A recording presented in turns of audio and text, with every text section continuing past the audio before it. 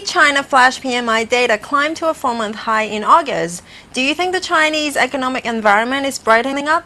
Yes, we do. You're referring to the August flash PMI, and that is certainly now signaling an expansion. But that was already the case for the official PMI as of the end of July, as well as a whole host of other data for July, particularly industrial production and power production turned the corner. So it does seem that China's growth is picking up, but it's been a very volatile growth environment in China in the last couple of years. We saw a similar growth pick up towards the end of last year, but it wasn't sustained into the first quarter of this year. So yeah, so far so good, but it's far from conclusive.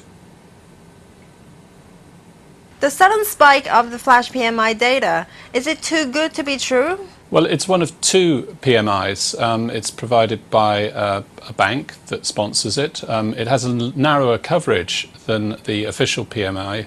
It's more skewed to small and medium-sized firms. So the official PMI has been improving as of last month. We can now maybe see that spreading more to the SME sector. And certainly it tends to correlate quite well with the stock market. So the China stock market has stood out in terms of relative strength to some of the others in emerging markets recently. And this data point probably adds to the view that we have that China growth is stabilizing a bit at a time when it's actually still weakening in other large emerging markets like India. So you sound quite optimistic.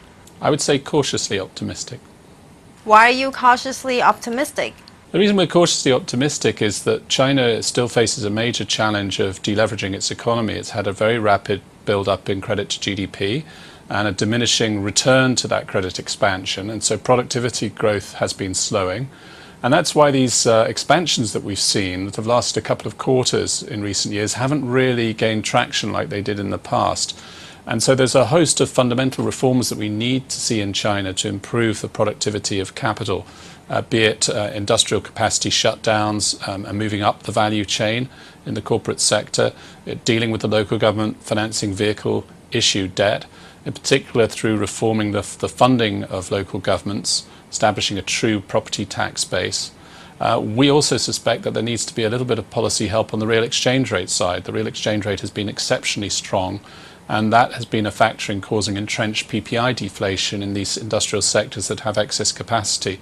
So all in all, China needs to rebalance the economy more towards consumption and services. Work we've done suggests that that's already perhaps more underway than the consensus thinks, but there's still a big job that needs to be done here in terms of actually working out the new growth model for China.